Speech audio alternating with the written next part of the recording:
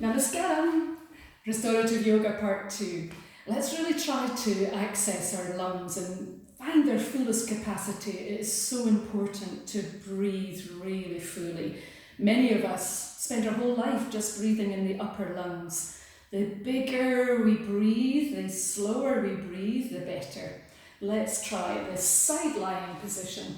So I have a bolster across the upper third of the mat, with a block behind to receive the back of my head. As I lie down, I don't want it to be on my waist, I want to lie on my ribs so that my underarm comes really close to the bolster and then stretches out to the side. My knees are tucked up close to the bolster, it's very comfortable. And then the block is there, as I said. We're going to try and lay the back of the head on. I don't want to roll right onto my back, just looking up gently to the ceiling. Now this arm, the other arm, comes overhead and just hangs there. I want the underarm to be facing also up to the ceiling. And then I want to concentrate on finding these muscles between the ribs called the intercostals and expand them as I breathe fully and deeply into the top lung. Like the other postures on the first video, about 2 minutes in each pose is really good, and if there's a pose that you feel is being really beneficial, then stay longer. But start off with just a couple of minutes, a bit like if you do a yin practice. Yin and restorative, very, very similar.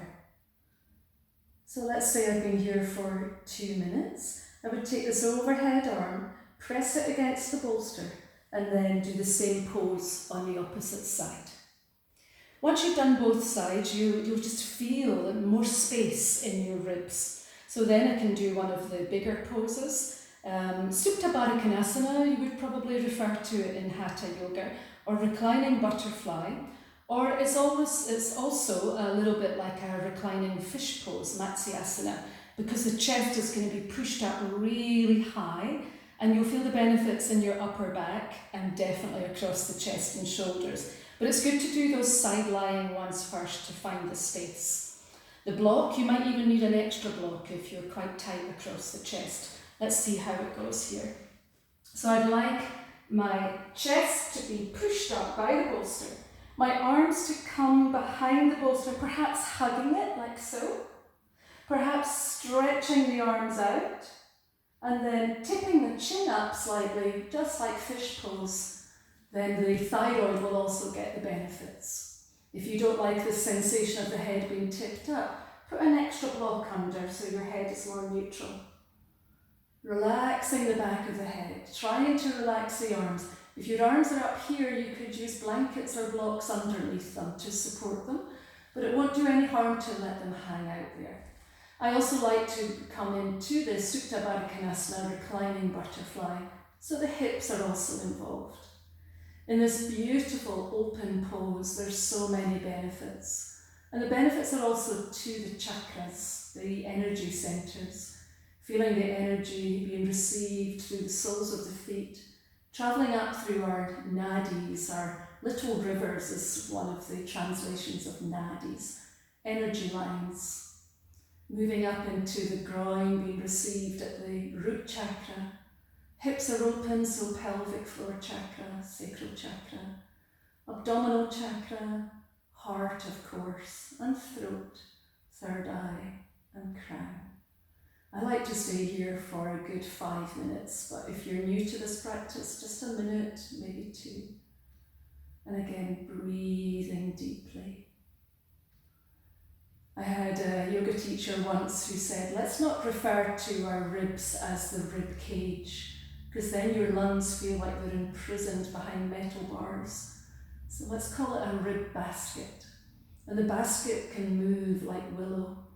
And we breathe deeply. The lungs press against the rib basket and the ribs move. Full, deep nasal breaths.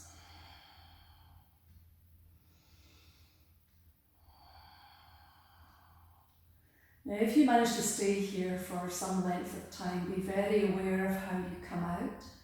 So bringing the arms forward and your shoulders might go, oh, thank you.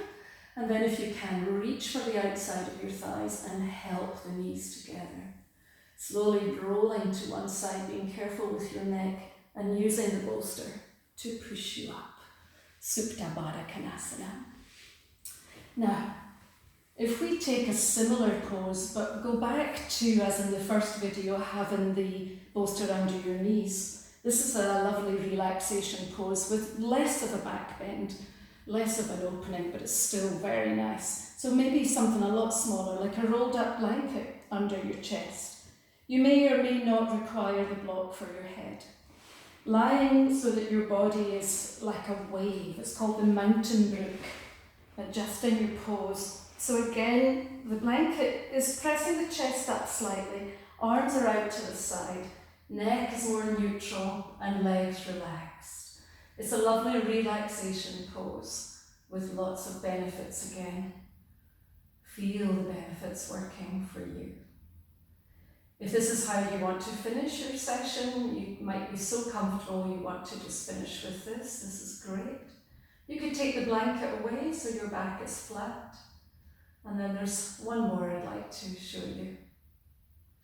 So again, you can pause the video and stay here longer, or bringing the arms forward and pressing up. We can now take a couple of blocks to make a nice prop for our bolster. So we basically bolstered up the bolster, like so. And then you might want your blanket to drape over you as well if you're going to use this for relaxation. And perhaps a matching eye pillow. You could get everything matching. Your bolster, your eye pillow, your blanket, if you like coordination. And then with your bottom really close but not on the bolster, you simply lie back. This is really good if you've been suffering from a cold and you've still got a bit of a cough, and every time you lie flat the cough persists. So if you're propped up it will be better. Also if you suffer from reflux, etc. So this is a really nice way to finish. You could also have the blanket under your knees again. That feels lovely. Really good. And then you could drift off into a nice place of relaxation. While the bolster's like this, it just reminds me of another pose that is maybe not quite so favourite for the class. But remember, what you don't like so much is probably what you need. So let me just quickly show you that one because I'd forgotten about it. I'll go around this way instead. So the same prop up depends how your thighs are, how your knees are, and how your ankles are. You could have a blanket across for your ankles to feel more comfortable in reclining hero. The knees come together, although they might not stay together. The feet are comfortable on the blanket. And the bottom, don't worry if it doesn't go on the floor. Well, you could have a block there. And then lying back on the bolster, which is much nicer for most of us than trying to lie flat. If this is very easy and there's very little sensation in your thighs, your knees, your ankles, you could take away the blocks and lie flatter.